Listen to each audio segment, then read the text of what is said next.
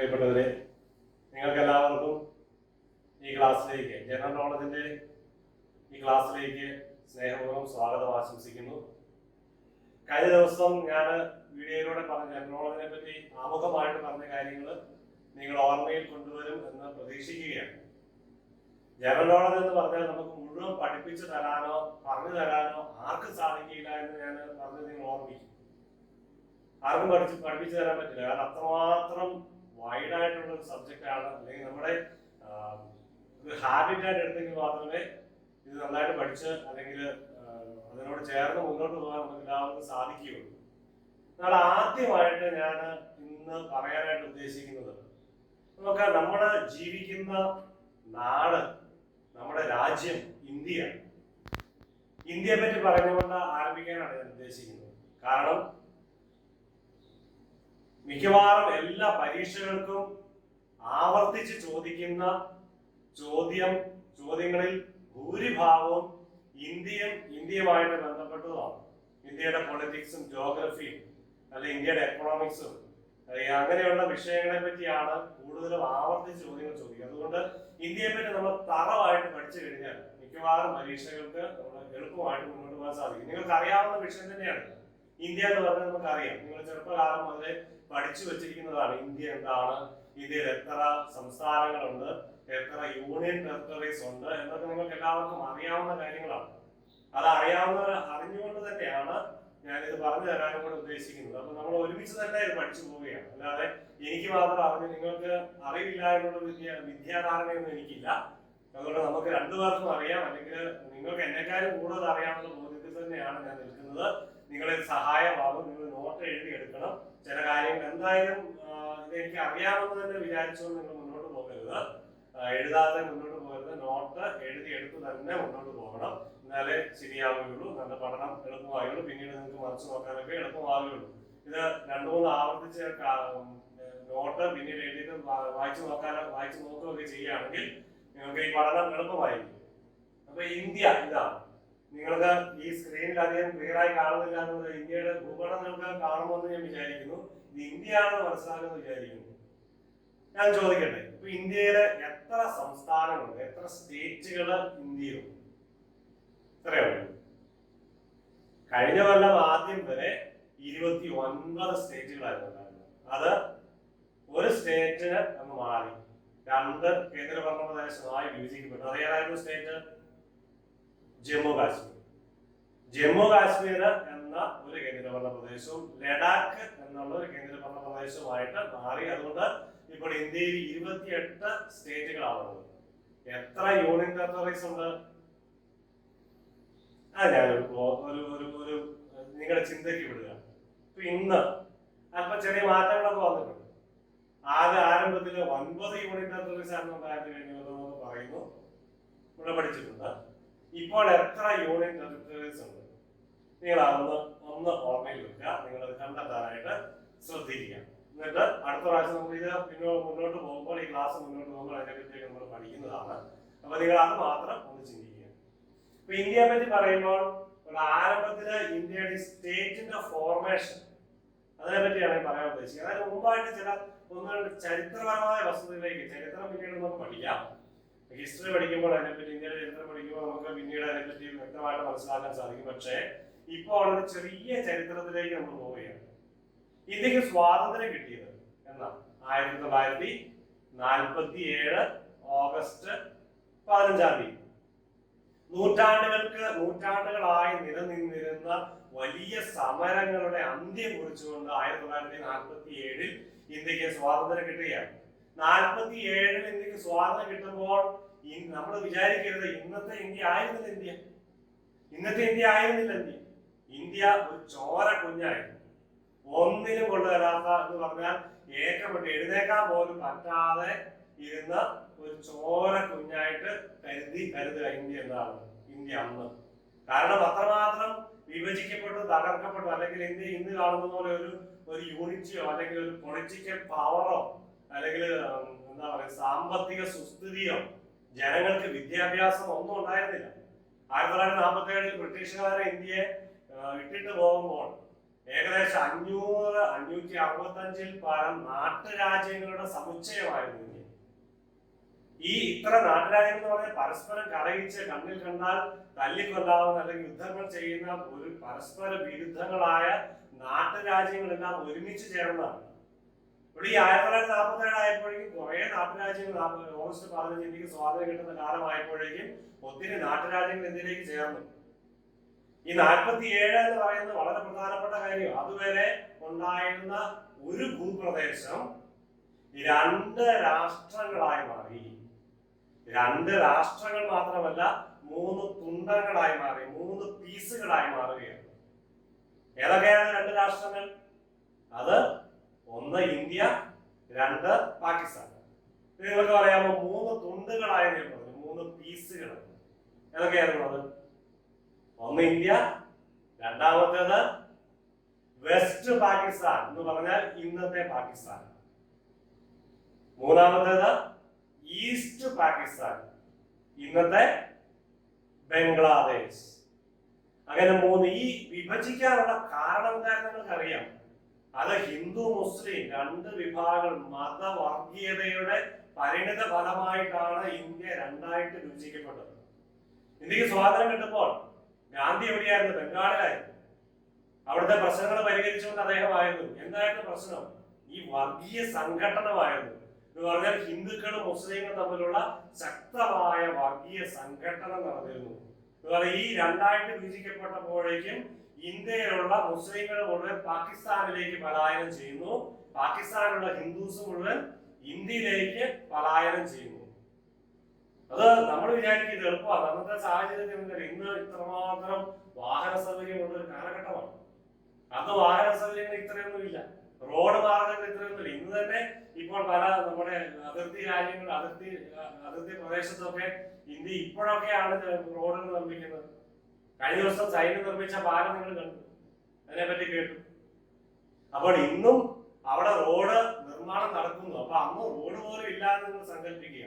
അപ്പോൾ ഇത്രമാത്രം ആളുകള്, ഇവിടുന്ന് ആയിരക്കണക്കിനോളം ആളുകള്, ലക്ഷക്കണക്കിന് ആളുകൾ ഇന്ത്യയിൽ നിന്ന് മുസ്ലിങ്ങള് അവിടേക്ക്, കാരണം ഇവിടെ നിൽക്കുകയില്ല, ഇവിടെ നിൽക്കാൻ പറ്റില്ല. ഇവിടെ പരസ്പരം ചേരി തിരിഞ്ഞ് ആക്രമിക്കുകയാണ്, കൊലപാതകം നടക്കുകയാണ്. 1 മില്യൺ ആൾക്കാര് ഇതിനിടയിൽ ഈ പലായനത്തിൽ കൊല്ലപ്പെടുന്നു, അല്ലെങ്കിൽ രക്തം ചിന്തി കൊല്ലപ്പെട്ടു, അല്ലെങ്കിൽ ഈ ഇങ്ങോട്ടുള്ള യാത്രക്കിടയിൽ ഇത്രമാത്രം യാത്ര, വൃദ്ധരും കുട്ടികളുമായിട്ടുള്ളവരും ഗർഭിണിയായിട്ടുള്ളവരും അങ്ങനെയുള്ളവരൊക്കെ മരിച്ചു വീണുവെന്നാണ് ചരിത്രം പറയുന്നത്. നിങ്ങളൊന്ന് അതിനെപ്പറ്റി ഒന്ന് പഠിക്കുക. അപ്പൊ ഈ 3 കഷ്ണങ്ങളായി മാറി. ഇവിടെ ഒരു കാര്യം നമ്മൾ ചിന്തിക്കണം. ഇവിടെ ഒരു രേഖയുണ്ട്, ഒരു അതിർത്തി രേഖ. ഇന്ത്യയും പാകിസ്ഥാനും തമ്മിൽ വേർതിരിക്കുമ്പോൾ അവിടെ ഒരു അതിർത്തി രേഖ. അത് ആരായിരുന്നു? എന്തായിരുന്നു അതിർത്തി രേഖയുടെ പേര്? ആരായിരുന്നു അതിർത്തി രേഖ നിർണയിക്കുന്നതിന് നേതൃത്വം വഹിച്ചത്? അദ്ദേഹത്തിന്റെ പേരാണ് അറിയപ്പെടുന്നത് സർ സിറിൽ റാഡ്ക്ലിഫ്. 1947 ഓഗസ്റ്റ് 17 ഈ രേഖ, അതായത് അതിർത്തി റാഡ്ക്ലിഫ് ലൈൻ എന്ന പേരിൽ അറിയപ്പെടുന്ന അതിർത്തി രേഖ പബ്ലിഷ് ചെയ്തത്. വടക്കേന്ത്യ കലാപഭൂമിയായിരുന്നു. അപ്പൊ ഈ നിയന്ത്രണരേഖ എഴുതുന്ന, അല്ലെങ്കിൽ നിയന്ത്രണരേഖ ഇന്നാണ്. അന്ന് ഈ അതിർത്തി രേഖ അങ്ങോട്ടും പോകുന്നത്. ഈ കലാപം സഹിക്ക വയ്യാതെയാണ് ആളുകൾ അങ്ങോട്ടും ഇങ്ങോട്ടും പോകേണ്ടത്. ഇവിടെ നിൽക്കാൻ പറ്റില്ല, മുസ്ലിങ്ങൾക്ക് ഇവിടെ നിൽക്കാൻ പറ്റില്ല, ഹിന്ദുക്കൾക്ക് പാകിസ്ഥാനിൽ നിൽക്കാൻ പറ്റുന്നു. 6 മാസം കഴിഞ്ഞപ്പോൾ, ഇന്ത്യക്ക് സ്വാതന്ത്ര്യം കിട്ടിയിട്ട് 6 മാസം കഴിഞ്ഞപ്പോൾ വലിയൊരു സംഭവം നടന്നു. ഇന്ത്യക്ക് സ്വാതന്ത്ര്യം കിട്ടുന്നതിന് വേണ്ടി ചുക്കാൻ പിടിച്ച, അല്ലെങ്കിൽ നമുക്ക് നേതൃത്വം നൽകിയ നമ്മുടെ രാഷ്ട്രപിതാവായ മഹാത്മാഗാന്ധി ബിർള മന്ദിരത്തിൽ വെച്ച് ആരുടെ തോക്കിനിരയായി? നാഥൂറാം വിനായക് ഗോഡ്സെ. നിങ്ങൾക്ക് അറിയാവുന്ന ചരിത്രം അറിയാവുന്ന കാര്യമാണ്. നെഹ്റുവിന്റെ വലിയ ആ പ്രസംഗം നിങ്ങൾ ഓർക്കും. യൂട്യൂബിൽ അടിച്ചു നോക്കി കഴിഞ്ഞാൽ, യൂട്യൂബിൽ നോക്കി സെർച്ച് ചെയ്ത് നോക്കി കഴിഞ്ഞാൽ നിങ്ങൾക്ക് അത് കേൾക്കാൻ പറ്റും. വെളിച്ചം അസ്തമിച്ചു, ഇനി എല്ലായിടത്തും ഇരുട്ടാണ്. ഗാന്ധിയുടെ മരണത്തിന് ശേഷം അദ്ദേഹത്തിന് നടത്തുന്ന പ്രസംഗമാണ്. ഇന്ത്യ എന്ന് പറയുന്നത് അന്ന് കഠിനമായ ജാതി വ്യവസ്ഥ, വർഗീയത, കലാപം നിറഞ്ഞിരുന്ന ഒരു അന്തരീക്ഷമാണ്. നമുക്ക് ഇന്ന് ചിന്തിക്കുന്നതിന് അപ്പുറമായിരുന്നു അത്. അങ്ങനെ ഒരു ഇന്ത്യയെ ഇന്നത്തെ ഇന്ത്യയാക്കി മാറ്റുന്നതിന് ശക്തമായ നേതൃത്വം വഹിച്ച ഭരണാധികാരികൾ ഇന്ത്യക്ക് ഉണ്ടായിരുന്നു എന്നുള്ളത് ഒരു പ്ലസ് പോയിന്റ് തന്നെയാണ്. നമ്മുടെ രാഷ്ട്രീയപരമായിട്ട് ചിന്തിക്കാനൊന്നും പാടില്ല ഇക്കാര്യത്തിൽ. അന്നത്തെ നേതാക്കന്മാര് ഈ ഇന്ത്യ ഒന്നുമല്ലാതെ ബ്രിട്ടീഷുകാർ ഇട്ടിട്ട് പോയ, ബ്രിട്ടീഷുകാർ ഒന്നുമില്ലാതെ എന്ന് പറയുമ്പോൾ ഒത്തിരി ഇൻഫ്രാസ്ട്രക്ചർ ഒക്കെ ഉണ്ടായിരുന്നു. പ്രധാനപ്പെട്ട കേന്ദ്രങ്ങളിലൊക്കെ പട്ടണങ്ങളൊക്കെ നിർമ്മിതിയൊക്കെ നടന്നു കഴിഞ്ഞു. ഡൽഹിയൊക്കെ നിർമ്മിച്ചത്, അല്ലെങ്കിൽ ഡൽഹിയുടെ രൂപകൽപ്പനയൊക്കെ നടത്തിയത് ഇന്നത്തെ പാർലമെന്റ് മന്ദിരവും ഇന്നത്തെ രാഷ്ട്രപതി ഭവനും സുപ്രീം കോടതി അങ്ങനെയുള്ള നിർമ്മിതികളൊക്കെ നടത്തിയത്, നിർമ്മാണങ്ങളൊക്കെ നടത്തിയത് ബ്രിട്ടീഷുകാരുടെ നേതൃത്വത്തിലാണ്. അതുവരെ നമുക്ക് അവഗണിച്ചുകൂടാ. റെയിൽവേ ബ്രിട്ടീഷുകാർ നൽകിയ ഒരു സംഭാവനയാണ്. റോഡ് മാർഗങ്ങൾ പലയിടത്തും നിർമ്മിച്ചത് ബ്രിട്ടീഷുകാരാണ്. അതിന്റെ കാരണങ്ങൾ എന്തൊക്കെയാണെന്ന് നമ്മൾ മറ്റു തരത്തിൽ ചിന്തിക്കാം. പക്ഷെ ഇന്ത്യക്ക് അങ്ങനെ ഉണ്ടായിരുന്നു. പക്ഷെ ഉൾനാടൻ പ്രദേശങ്ങളിൽ ജനങ്ങള് ഈ ജാതി വ്യവസ്ഥയ്ക്ക് അടിമപ്പെട്ട് കിടക്കുന്ന ജനങ്ങളായിരുന്നു. വിദ്യാഭ്യാസം എന്ന് പറഞ്ഞാൽ ഒട്ടുമില്ലാതിരുന്ന ജനങ്ങളായിരുന്നു ഉൾനാടൻ ഗ്രാമത്തിൽ. സ്വന്തം പേര് പോലും എഴുതാൻ അറിയില്ലാത്തവരെ പറ്റി ചിന്തിക്കുക. അടുത്ത കാലത്തിലെ സാക്ഷരത വന്നത്. അതിനു മുമ്പ് സ്വന്തം പേര് പോലും അറിവില്ലാത്ത ജനങ്ങൾ ഉണ്ടായിരുന്ന സ്ഥലമായിരുന്നു ഇന്ത്യ. അപ്പൊ ഇന്ത്യക്ക് അന്ന് ശക്തമായ നേതൃത്വം കൊടുത്തത് ആരുടെ നേതൃത്വത്തിലായിരുന്നു? ആദ്യത്തെ പ്രധാനമന്ത്രിയായിരുന്ന പണ്ഡിറ്റ് ജവഹർലാൽ നെഹ്റു, ആദ്യത്തെ ഡെപ്യൂട്ടി പ്രൈം മിനിസ്റ്റർ ആയിരുന്ന, ആദ്യത്തെ ഹോം മിനിസ്റ്റർ ആയിരുന്ന, ഒരു ഇന്ത്യയുടെ ഉരുക്ക് മനുഷ്യൻ എന്ന പേരിൽ, അയൺമാൻ ഓഫ് ഇന്ത്യ എന്ന പേരിൽ അറിയപ്പെടുന്ന ആര്? സർദാർ വല്ലഭായ് പട്ടേൽ. അങ്ങനെയുള്ളവരുടെ ശക്തമായ നേതൃത്വം ഇന്ത്യക്കുണ്ടായിരുന്നു. അപ്പൊ ഇന്ത്യ ഒരു പരാജയമാകുമെന്ന് ലോകം മുഴുവൻ കണ്ടു. ഇന്ത്യക്ക് സ്വാതന്ത്ര്യം കിട്ടിയത് വലിയ പരാജയമാണെന്ന് ലോകരാഷ്ട്രങ്ങൾ വിലയിരുത്തുന്നതാണ് ചരിത്രകാരന്മാർ രേഖപ്പെടുത്തുന്നത്. പക്ഷേ ഇന്ത്യ വിജയത്തിലേക്ക് എത്തിക്കുന്നതിൽ അതുവരെ ഒന്നുമല്ലായിരുന്നു ഇന്ത്യ, അല്ലെങ്കിൽ വിവിധ 565ഓളം 500ൽ പരം നാട്ടുരാജ്യങ്ങളായിരുന്ന ഇന്ത്യയെ, ആ വിഭജനത്തിൽ നിന്നൊക്കെ അങ്ങനെ വിഭജിക്കപ്പെട്ടിരുന്ന ഇന്ത്യയെ ഈ ഇന്ന് കാണുന്ന ഒറ്റ രാഷ്ട്രമാക്കി മാറ്റാൻ ആരംഭത്തിൽ നമ്മുടെ നേതാക്കന്മാർ വഹിച്ച പങ്ക് വളരെ വലുതാണ്. നമ്മുടെ ആദ്യത്തെ രാഷ്ട്രപതി ആരായിരുന്നു? ഡോക്ടർ രാജേന്ദ്ര പ്രസാദ്. അദ്ദേഹം അധികാരമേറ്റ, അല്ലെങ്കിൽ അദ്ദേഹം രാജേന്ദ്ര പ്രസാദ് ആദ്യത്തെ രാഷ്ട്രപതി നിലവിൽ വന്നതെന്ന് രാഷ്ട്രപതി ഭരണം, രാഷ്ട്രപതി 1949 ജനുവരി 26-ാം തീയതി. അതിനൊരു പ്രത്യേകതയുണ്ട്. ആ കാലഘട്ടത്തിന് ഒരു പ്രത്യേകതയുണ്ട്. ആ ഡേറ്റിന് ഒരു പ്രത്യേകത, മറ്റൊരു പ്രത്യേകത എന്താ? 1949. ഒരിക്കലും നിങ്ങൾ മറന്നുപോകരുത്. ഒരിക്കലും നിങ്ങൾ മറന്നുപോകാത്ത 1-2 ഡേറ്റുകളാണ്. രാഷ്ട്രപതി വന്നത് 1949, 46 1949 നവംബർ 26. ഞാൻ തെറ്റിപ്പോകുന്നൊരു സംശയം. അതായത് 1949 നവംബർ 26-ാം തീയതി ഡോക്ടർ രാജേന്ദ്ര പ്രസാദ് ഇന്ത്യയുടെ ആദ്യത്തെ രാഷ്ട്രപതിയായി. ആ ഡേറ്റ് മറ്റൊരു കാര്യം കൂടെ നടന്നു. ഇന്ത്യയുടെ ഭരണഘടന അംഗീകരിക്കപ്പെട്ടു. പ്രിയാമ്പിൾ നിങ്ങൾ പഠിക്കണം. ഇന്ത്യയുടെ പ്രിയാമ്പിൾ പഠിക്കുമ്പോൾ അതിനകത്ത് പറയുന്നുണ്ട്, in the Constituent Assembly this 26th day of November 1949 and അവസാനമാണ് do hereby adopt, enact and give to ourselves this constitution. This 26th day of November 1949, 26th day of November 1949, do hereby adopt, enact and give to ourselves this constitution. ഈ constitution നിലവിൽ വന്നതെന്ന, ഭരണഘടന അംഗീകരിച്ചതാണ് ഈ date ഞാൻ പറഞ്ഞു. നിലവിൽ വന്നതെന്ന 1950 ജനുവരി 26-ാം തീയതി. Correct 2 മാസം കഴിഞ്ഞു. അന്നത്തെ ദിവസത്തിന്റെ പ്രത്യേകത നമ്മൾ എന്താ പറയുന്നത്? Republic day. കോൺസ്റ്റിറ്റ്യൂഷൻ നിലവിൽ വന്ന ദിവസം. 1949 തന്നെ തെരഞ്ഞെടുപ്പ് കമ്മീഷൻ. ഇനി തെരഞ്ഞെടുപ്പ് നടക്കണം. ഇന്ത്യക്ക് ഒരു ചട്ടക്കൂട് ഉണ്ടാവണം, ഒരു രാഷ്ട്രീയം ഉണ്ടാവണം, ഒരു ഭരണം ഉണ്ടാവണം, ഒരു പ്രധാനമന്ത്രി ഉണ്ടാവണം, തെരഞ്ഞെടുക്കണം. അതാണ് ലോകത്തിലെ ഏറ്റവും വലിയ ഡെമോക്രാറ്റിക് കൺട്രി എന്ന് പറയുന്നത് ഇന്ത്യയാണ്. അപ്പൊ ഇന്ത്യയിൽ ഒരു തെരഞ്ഞെടുപ്പ് ഉണ്ടാവണം. ആ തെരഞ്ഞെടുപ്പിനനുസരിച്ച് ഒരു രാഷ്ട്രീയ ഭരണകൂടം നിലവിൽ വരണം. അപ്പൊ അതിനു വേണ്ടിയാണ് അടുത്തത്. ഇന്ത്യ ആരംഭത്തിൽ ആ വർഗീയ സംഘർഷമൊക്കെ കഴിഞ്ഞ് ഹിന്ദുക്കളും മുസ്ലിങ്ങളും അങ്ങോട്ടും ഇങ്ങോട്ടും പാകിസ്ഥാൻ പലായനമൊക്കെ നടത്തിയ ശേഷം ഇന്ത്യക്ക് ഒരു ചട്ടക്കൂടിലേക്ക് കൊണ്ടുവരുവാണ് ഇവര്. അത് ഏറ്റവും കൂടുതൽ അധ്വാനിച്ചത് പ്രധാനമന്ത്രി ജവഹർലാൽ നെഹ്റു തന്നെയാണ്.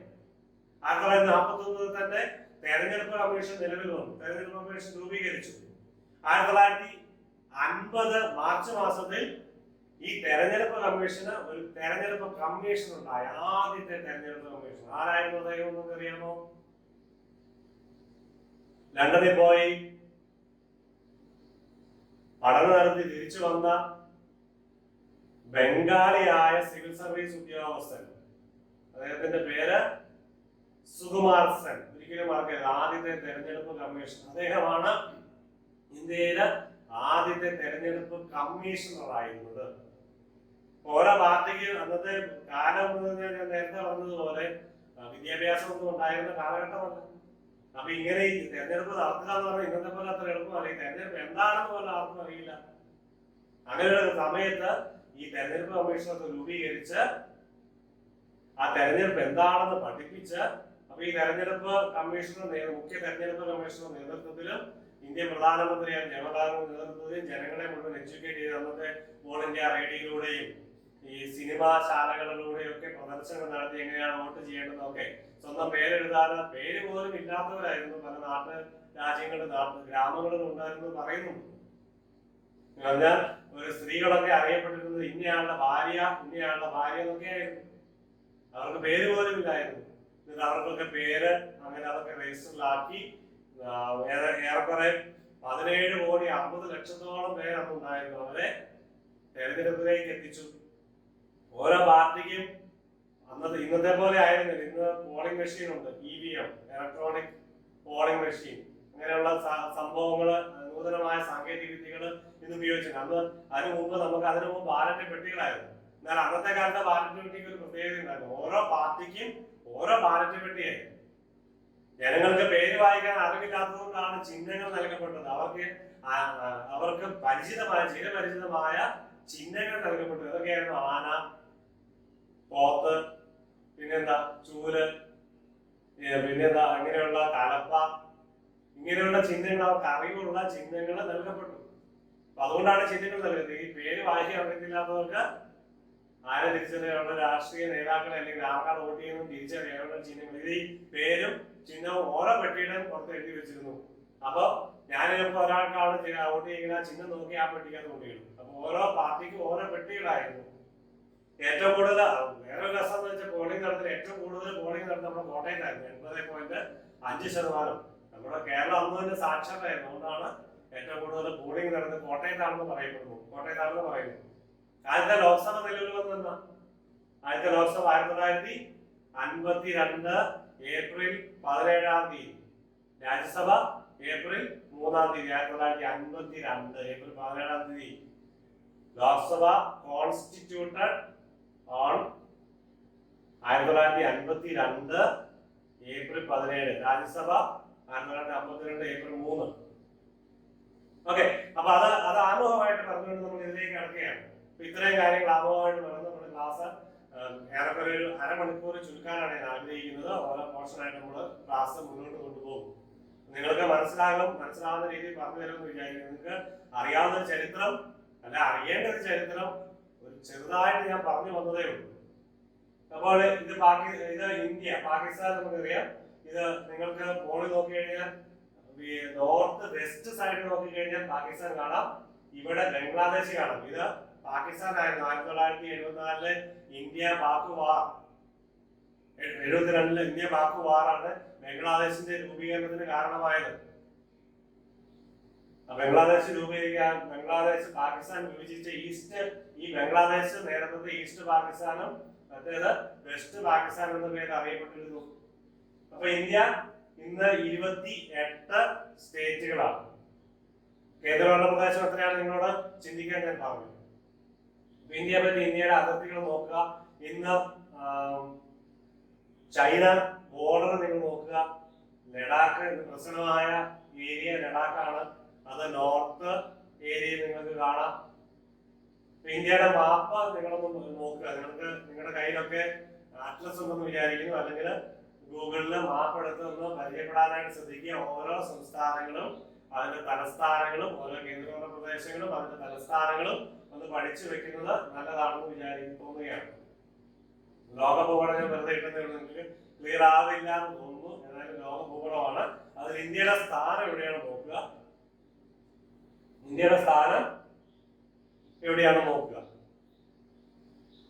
ഇന്ത്യയുടെ തൊട്ടടുത്തുള്ള രാഷ്ട്രങ്ങൾ ഏതൊക്കെയാണ് നോക്കുക. നമുക്കറിയാം ഇന്ത്യയുടെ അയൽ രാജ്യങ്ങൾ ഏതൊക്കെയാണെന്ന്.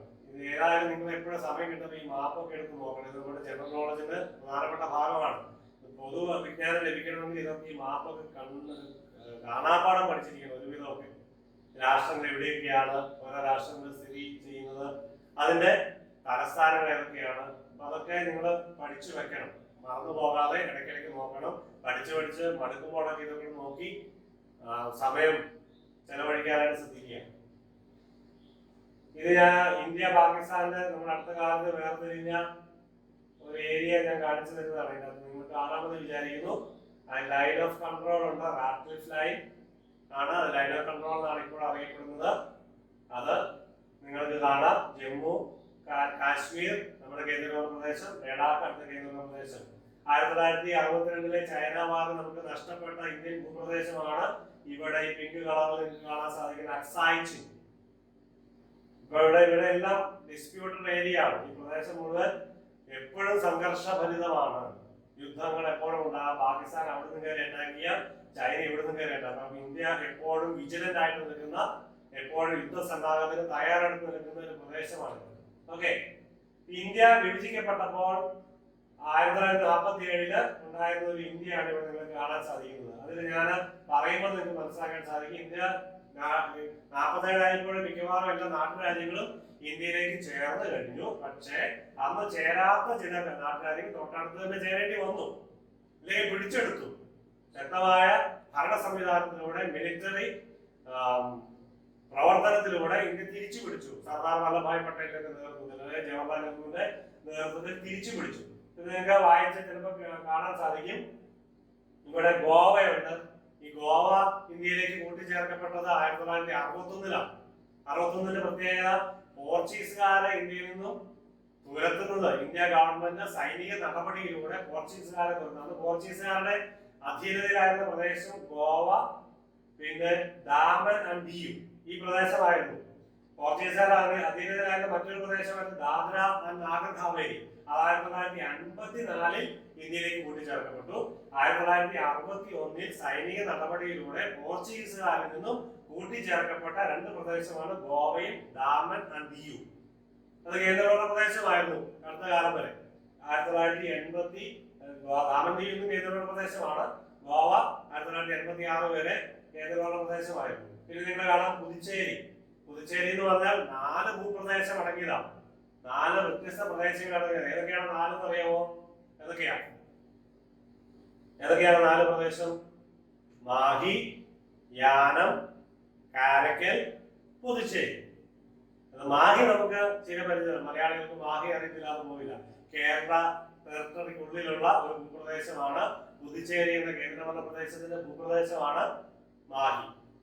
യാനം എന്ന് പറയുന്നത് ആന്ധ്രാപ്രദേശിന്റെ ടെറിട്ടറിക്കുള്ളിലുള്ള ഒരു പ്രദേശമാണ്. പുതുച്ചേരി, കാരക്കൽ തമിഴ്നാട് സ്റ്റേറ്റിന്റെ ആ ടെറിട്ടറിക്കുള്ളിലുള്ള പുതുച്ചേരി കേന്ദ്രഭരണ പ്രദേശത്തിന്റെ ടെറിട്ടറീസ് ആണ് കാരക്കലും പുതുച്ചേരി. പിന്നെ ഹൈദരാബാദും പിന്നീട് കൂട്ടിച്ചേർക്കപ്പെട്ടതാണ്.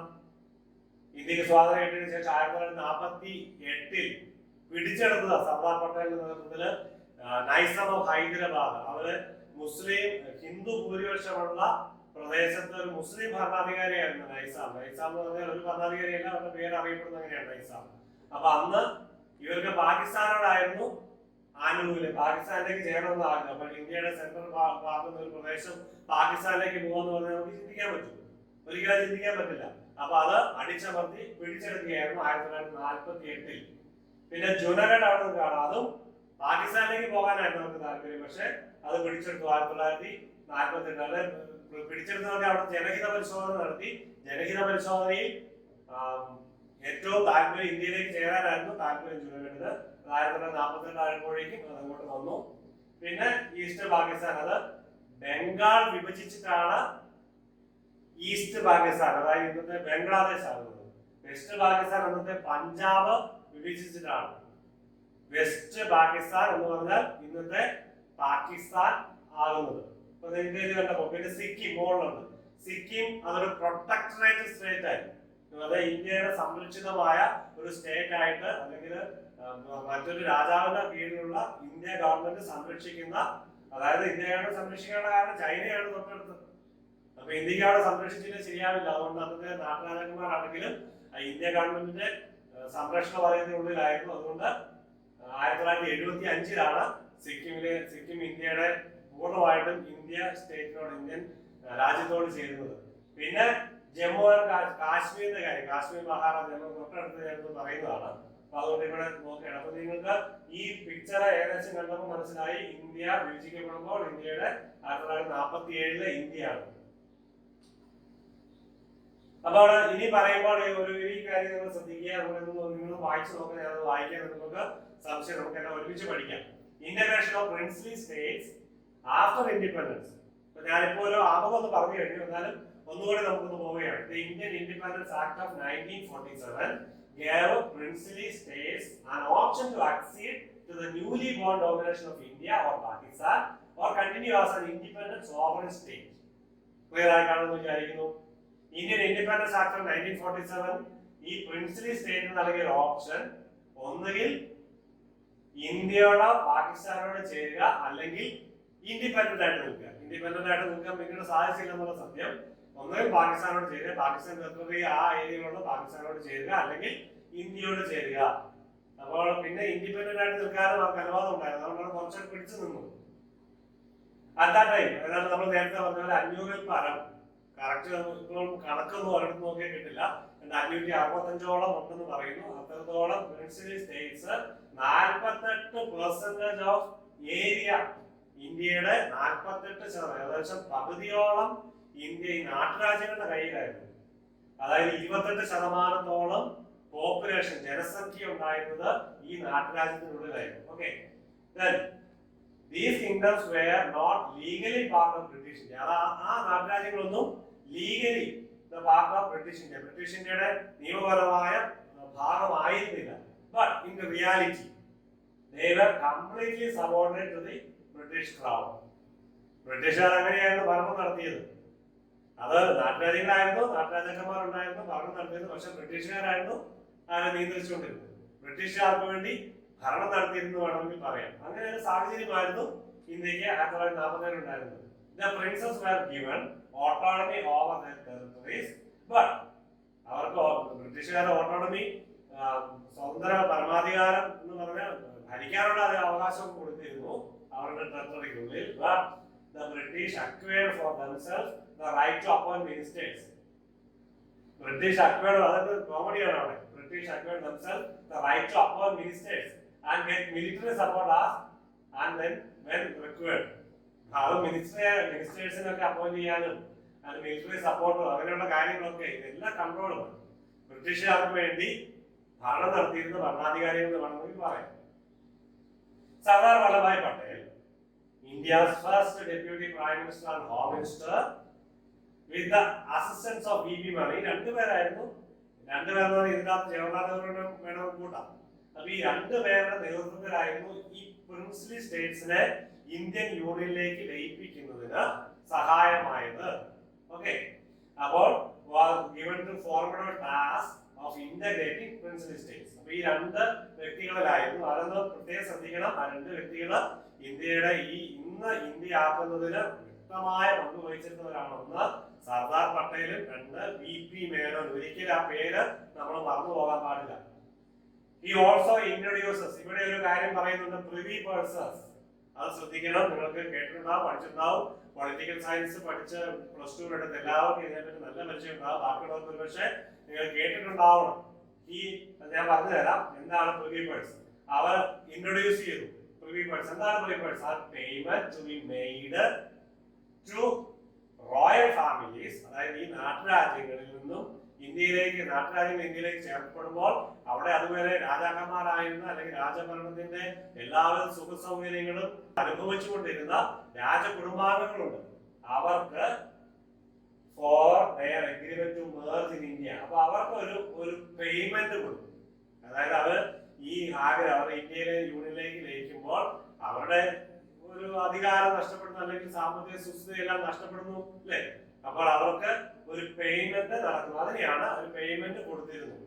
അതിനെയാണ് പ്രിവി പേഴ്സൺ. ഇത് പിന്നീട് 1971 നിർത്തലാക്കി. 26ാമത്തെ ഭരണഘടനാ ഭേദഗതിയിലൂടെ ഇന്ദിരാഗാന്ധിയുടെ കാലത്ത് ഈ പ്രിവി പഴ്സ് 1971 നിർത്തലാക്കി. 70 അതിനു മുമ്പ് പ്രതികരണങ്ങൾ പലതുണ്ടായിരുന്നു ഇന്ത്യയിലെ ജനസമൂഹത്തിൽ നിന്നും. പക്ഷേ 1970 പാർലമെന്റ് അവതരിച്ചു. പക്ഷേ രാജ്യസഭയിൽ ഒരു വോട്ടിന് പരാജയപ്പെട്ടു. പിന്നെ അത് 71 നമ്മുടെ കോൺസ്റ്റിറ്റ്യൂഷണൽ അമെന്റ്മെന്റിലൂടെ 26ാം ഭരണഘടനാ ഭേദഗതിയിലൂടെ പ്രിവി പഴ്സ് നിർത്തലാക്കിയാണ്. ബിക്കാനേറും ബറോഡയൊക്കെ ആദ്യത്തെ few other states from Rajasthan were the first one to join Indian Union. Indian Unionലേക്ക് ആദ്യം ലയിച്ച നാട്ടുരാജ്യങ്ങളുടെ ചുമ പേര് ഞാൻ കൊടുക്കുന്നേ ഉള്ളൂ. Okay, there were several other states that were adamant to not join India. അവർ പ്രത്യേക തീരുമാനമെടുത്തു ഇന്ത്യയിൽ ചേരണ്ടെന്നൊക്കെ. Some of them thought this to be the best moment to acquire independent statehood. അത് എന്തുകൊണ്ടാണ് അങ്ങനെ ഇന്ത്യ ഈ സ്റ്റേറ്റിലേക്ക് ഇന്ത്യയിലേക്ക് ചേരണ്ടെന്ന് തീരുമാനിക്കുന്നതിന് ഒന്നാമത്തെ കാരണം അത് ഇൻഡിപെൻഡന്റ് സ്റ്റേറ്റ്ഹുഡ് ആണ്. അവർക്ക് രാജഭരണം ഇവർക്കൊന്നും നഷ്ടപ്പെടുന്നത് അത്ര ഇഷ്ടമല്ലല്ലോ. അതുകൊണ്ട് ഇന്ത്യയിലേക്ക് ചേരാതിരുന്നാൽ അവർക്ക് ഇൻഡിപെൻഡന്റ് സ്റ്റേറ്റ്ഹുഡ് ആവാം. കാരണം 1947 ഇന്ത്യൻ ഇൻഡിപെൻഡൻസ് ആക്ടില് അങ്ങനെ ഒരു ക്ലോസ് ഉണ്ട്. വൈ നേരത്തെ അദേശത്ത് wanted become a part of Pakistan. അല്ലെങ്കിൽ നമ്മുടെ നേരത്തെ ഹൈദരാബാദിന്റെ കാര്യം പറഞ്ഞു, അല്ലെങ്കിൽ ജുനഗഡിന്റെ കാര്യം പറഞ്ഞു, അവർക്ക് പാകിസ്ഥാനിലേക്ക് പോകാൻ ആഗ്രഹം. അപ്പോൾ ഒന്നുകിൽ ഇൻഡിപെൻഡൻസ് ഇന്ത്യയിലേക്ക് ചേരാതിരിക്കുന്നതിന് കാരണം ഒന്നുകിൽ അവർക്ക് ഇൻഡിപെൻഡന്റ് സ്റ്റേറ്റ്ഹുഡ് ലഭിക്കുക, അത് നിന്ന് കഴിഞ്ഞാൽ, അല്ലെങ്കിൽ പാകിസ്ഥാനിലേക്ക് ചേരാൻ പറ്റും. ഓക്കെ, നമ്മുടെ കുറെ രാജ്യങ്ങൾ പിന്നീട് ചേർന്ന രാജ്യങ്ങളെ പറ്റി ആദ്യത്തേത് 1947 എന്ന് പറഞ്ഞാൽ ഇന്ത്യക്ക് സ്വാതന്ത്ര്യം കിട്ടുന്നതിന് മുമ്പ് തൊട്ടടുത്ത് ചേർന്നത്. അതിന് മുമ്പേ മുൻകൂട്ടി ചേരാതിരുന്ന കുറച്ച് കാര്യം. അതായത് നമ്മൾ ട്രാവൻകൂറുമുണ്ട്. ജസ്റ്റ് ഇന്ത്യക്ക് സ്വാതന്ത്ര്യം കിട്ടുന്നതിന് തൊട്ട് മുമ്പാണ് ആരായിരുന്നു ട്രാവൻകൂറിന്റെ ഭരണാധികാരി? Sir C P. അങ്ങനെ ഇന്ത്യയോട് ചേരണമെന്ന് ആഗ്രഹം പ്രകടിപ്പിച്ച ആളല്ല. പക്ഷെ ഗത്യന്തരമില്ലാതെ വന്നപ്പോഴാണ് ഇന്ത്യയിലേക്ക് ചേർന്നത്. അതെന്താണ്? ജൂലൈ 30, 1947. ജോധപൂർ 11 ഓഗസ്റ്റ് 1947. ഭോപ്പാൽ ജൂലൈ 1947. പിന്നെ ഹൈദരാബാദിന്റെ കാര്യം ഞാൻ പറഞ്ഞു. 1947 സെപ്റ്റംബർ 13 ഇന്ത്യൻ മിലിറ്ററി അവിടെ കയറി അറ്റാക്ക് ചെയ്ത് പിടിച്ചെടുക്കുകയായിരുന്നു. നിസാമിൽ നിന്നും ഹൈദരാബാദ് ഇന്ത്യൻ യൂണിയൻ ലയിപ്പിക്കുകയാണ് ചെയ്തത്. അതിന് പറയുന്ന ഓപ്പറേഷൻ പറയുന്ന മിലിറ്ററി ഓപ്പറേഷൻ പറയുന്നതാണ് ഓപ്പറേഷൻ പോളോ. ഓർത്തിരിക്കുക, ഓപ്പറേഷൻ പോളോ എന്ന് പറഞ്ഞാൽ ഹൈദരാബാദ് എന്ന പ്രിൻസ്ലി സ്റ്റേറ്റിനെ 1948 ഇന്ത്യയിലേക്ക് ലയിപ്പിക്കുന്നതിന്, ഇന്ത്യയിലേക്ക് മേർജ് ചെയ്യുന്നതിന്, സീഡ് ചെയ്യുന്നതിന്, ഇന്ത്യയിലേക്ക് ചേർക്കുന്നതിന് വേണ്ടി ഉള്ള മിലിറ്ററി ഓപ്പറേഷൻ. പിന്നെ ജുനഗഡ് 1948 നേരത്തെ ഞാൻ പറഞ്ഞതുപോലെ പ്ലബിഷിറ്റ് എന്നൊരു വാക്ക് നിങ്ങൾ ശ്രദ്ധിക്കുക. പ്ലബിഷിറ്റ് എന്ന് പറഞ്ഞ അർത്ഥം മലയാളത്തിൽ പറഞ്ഞാൽ ഹിതപരിശോധന, ജനഹിത പരിശോധന. അടുത്ത കാലത്ത് ബ്രെക്സിറ്റ് നടന്നപ്പോൾ നിങ്ങൾ കേട്ടു, ബ്രിട്ടൻ ജനഹിത പരിശോധന നടത്തി. അതിനുശേഷം അയർലൻഡ് UK-യുടെ ഭാഗത്ത് നിന്ന് മാറാനൊക്കെ ശ്രമിച്ചപ്പോൾ ഇങ്ങനെ ജനഹിത പരിശോധനയൊക്കെ നടത്തിയെന്ന് നിങ്ങൾ കേട്ടു. അത് പ്ലബിഷിറ്റ് എന്നറിയപ്പെടുന്നത്, അല്ലെങ്കിൽ റഫറൻഡം എന്നറിയപ്പെടുന്ന മറ്റൊരു പേര്. റഫറൻഡം അല്ലെങ്കിൽ പ്ലബിഷിറ്റ് മറ്റൊരു വാക്കാണ്. ഓക്കെ, അത് ഞാൻ പറഞ്ഞു തന്നപ്പോൾ പരാമർശിച്ചതേ ഉള്ളൂ. Junagadh became a part of Indian state of Saurashtra until 19 ആദ്യത്തെ സ്റ്റേറ്റ് നിലവിൽ വന്ന ഇന്ത്യയുടെ ആദ്യത്തെ formation of state 1956 November 1. India കേരളമൊക്കെ നിലവിൽ വന്നതല്ലേ, അന്ന് വരെ ഈ ജുനഗഡ് പൂർണ്ണമായിട്ടും ചേർന്നത് 1956 when Saurashtra became a part of Bombay state. Bombay സ്റ്റേറ്റിന്റെ ഭാഗം സൗരാഷ്ട്ര. നിങ്ങൾ എവിടെയാ ബോംബെ ഗുജറാത്തിന്റെ ഏരിയയാണ് സൗരാഷ്ട്ര എന്നറിയപ്പെടുന്നത്. ആ പേരൊക്കെ നിങ്ങൾ ഓർത്തിരിക്കണേ. ഓക്കെ, റൂളർ ഓഫ് കാശ്മീർ മഹാരാജയുടെ കാര്യം ഞാൻ നേരത്തെ പറയാമെന്ന് ആരംഭത്തിൽ പറഞ്ഞിരുന്നു. റൂളർ കാശ്മീർ പെട്ടെന്ന് പറയാൻ, ഇതൊക്കെ ചരിത്രം കുറെ ഉണ്ട് കേട്ടോ, പെട്ടെന്ന് പറയാനാണ് ഉദ്ദേശിക്കുന്നത്. റൂളർ ഓഫ് കാശ്മീർ മഹാരാജ ഹരിസിംഗ്, പേര് ഓർത്തിരിക്കുക, Maharaja Harisingh had offered a proposal of standstill agreement to both India and Pakistan. പാകിസ്ഥാനോട് ചേർന്ന് കിടക്കുന്ന, ഇന്ത്യയുടെ പാകിസ്ഥാൻ അതിർത്തി കിടക്കുന്ന ഒരു രാജ്യമായിരുന്നു, അല്ലെങ്കിൽ ഒരു ഭൂപ്രദേശമായിരുന്നു, ഒരു പ്രിൻസ്ലി സ്റ്റേറ്റ് ആയിരുന്നു കാശ്മീർ. അപ്പൊ അത് മഹാരാജ ഹരിസിംഗ് ആയിരുന്നു ഭരിച്ചുകൊണ്ടിരുന്നത്. അദ്ദേഹം ഇന്ത്യയുടെ പാകിസ്ഥാനും സമൂഹത്തിൽ നിന്നുകൊണ്ട് സ്റ്റാൻഡ് എഗ്രിമെന്റ് ഒറ്റയ്ക്ക് നിൽക്കാനുള്ള തീരുമാനം എടുത്തു. പക്ഷേ അദ്ദേഹം ഒറ്റയ്ക്ക് തീരുമാനം എടുത്തതേ ഉള്ളൂ. പക്ഷെ ശ്രദ്ധിക്കുക, ആരുടെ എഴുതിയിരിക്കുന്നു നോക്കുക. Pakistan invaded the Kashmir from north in the early hours of 24th October 1947. ഇന്ത്യക്ക് സ്വാതന്ത്ര്യം കിട്ടിയിട്ട് ഒരു മാസം കഴിഞ്ഞപ്പോഴേ പാകിസ്ഥാൻ അവിടെ മാന്താൻ തുടങ്ങി, അവിടെ അറ്റാക്ക് തുടങ്ങി. അപ്പൊ ഈ മഹാരാജയ്ക്ക് തോന്നി കെണിയും, ഇനി ഇങ്ങനെ നിന്നാൽ കൊടുങ്ങും, പാകിസ്ഥാൻ പിടിച്ചുകൊണ്ട് പോയി കഴിഞ്ഞാൽ അദ്ദേഹത്തിന് പാകിസ്ഥാനോട് താല്പര്യമില്ല. അതുകൊണ്ട് പാകിസ്ഥാനോട് ചേർന്നതല്ല, ഇനി ഒറ്റയ്ക്ക് നിന്ന് കഴിഞ്ഞാൽ സ്റ്റാൻഡ് സ്റ്റിൽ, അങ്ങനെ നിന്ന് കഴിഞ്ഞാൽ പാകിസ്ഥാൻ നമ്മളെ പിടിച്ചുകൊണ്ട് പോകും. അതുകൊണ്ട് പെട്ടെന്ന് ഇന്ത്യയിലേക്ക് ചോദിക്കുകയാണ്, നെഹ്റുവിനോട് സഹായം ചോദിച്ചു പാകിസ്ഥാനെ രക്ഷിക്കണ്ടേ. നെഹ്റു ആദ്യം സമ്മതിച്ചില്ല. പിന്നെ ഒരു എഗ്രിമെന്റ് കൊടുക്കുകയാണ്. അദ്ദേഹം അവിടെ നിന്ന് ഓടി, freedom from Srinagar and arrived Jammu where he signed an instrument of accession. Jammu Kashmir instrument of accession. അതെന്തായിരുന്നു? പൂർണ്ണമായിട്ടും ഇന്ത്യയോട് യോജിക്കുന്നില്ല, പക്ഷേ ഇന്ത്യൻ സ്റ്റേറ്റിന്റെ ഭാഗമാകും. ഇന്ത്യ ഏതൊക്കെ കാര്യങ്ങൾ സപ്പോർട്ട് ചെയ്യണം? External affairs, communication and defence.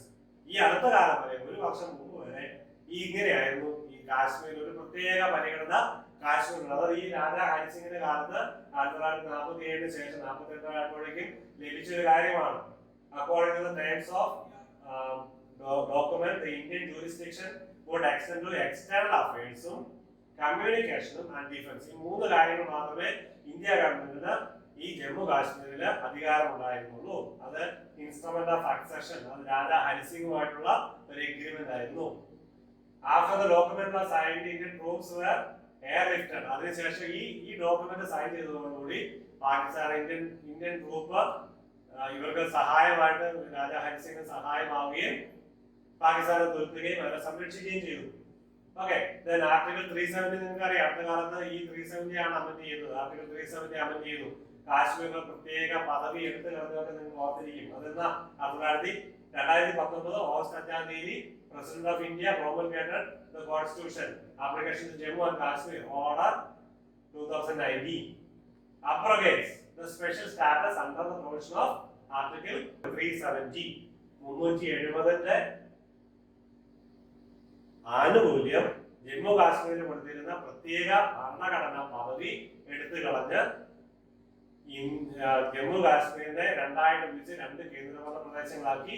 അത് നിലവിൽ വന്നത് 2019 ഒക്ടോബർ 31-ാം തീയതി.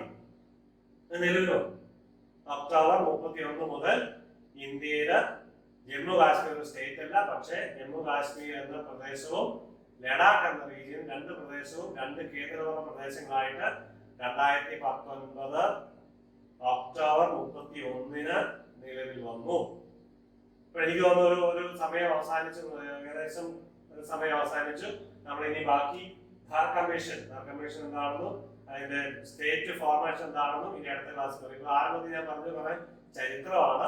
അപ്പൊ നിങ്ങളിത് കേട്ടിരിക്കുക, നിങ്ങളത് നോട്ട് എഴുതിയെടുക്കുക. ഇത് മാത്രം ഞാൻ പറയുന്നത് കേട്ടാൽ മാത്രം പോരാ, നിങ്ങളുടെ ഇന്റർനെറ്റിലൊക്കെ സെർച്ച് ചെയ്ത് നിങ്ങളുടെ നിങ്ങളുടെ ഇതിനെ പറ്റിയുള്ള അറിവ് വിപുലപ്പെടുത്തി നോട്ടുകളൊക്കെ കുറിക്കുക. അപ്പൊ എല്ലാവർക്കും പ്രത്യേക നന്ദി. ഈ ക്ലാസ്സിൽ പ്രത്യേക താല്പര്യത്തോടെ അറ്റൻഡ് ചെയ്തതിന് പ്രത്യേക നന്ദി.